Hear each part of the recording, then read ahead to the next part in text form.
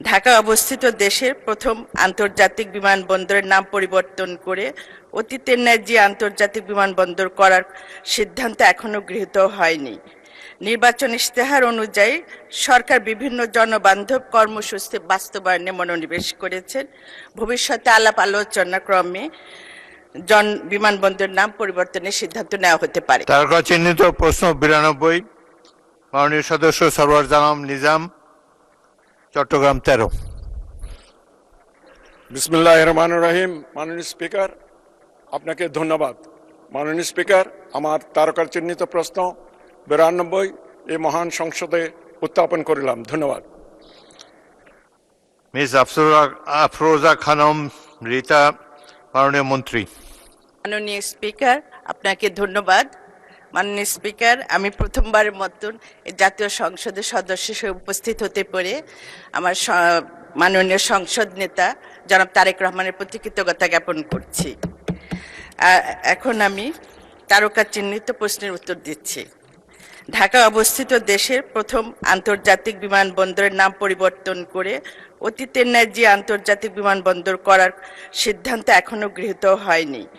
নির্বাচন ইশতেহার অনুযায়ী সরকার বিভিন্ন জনবান্ধব কর্মসূচি বাস্তবায়নে মনোনিবেশ করেছেন।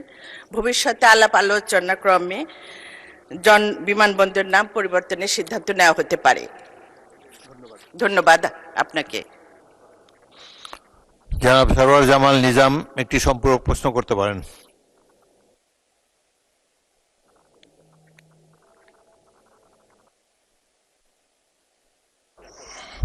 গণতন্ত্রের মাতা, তিনবারের সফল প্রধানমন্ত্রী প্রয়াত দেশনেত্রী বেগম খালেদা জিয়া চট্টগ্রামকে 1992 ইংরেজিতে বিজনেস ক্যাপিটাল হিসেবে ডিক্লেয়ার দিয়েছিলেন এবং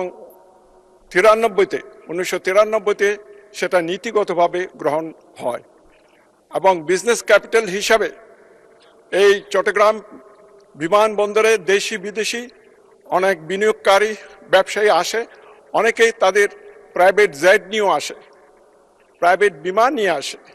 কিন্তু বর্তমান যে বিমানবন্দরের অবস্থা, একটা ডিস্ট্রিক্ট শহরের মতো একটা বিল্ডিং আছে, ওখানে না ডোমেস্টিক প্যাসেঞ্জারের সংকুলন হয় না আন্তর্জাতিক প্যাসেঞ্জারের সংকুলন হয়। এটা আন্তর্জাতিক বিমানবন্দর হিসেবেও ডিক্লেয়ার দেওয়া হয়েছে।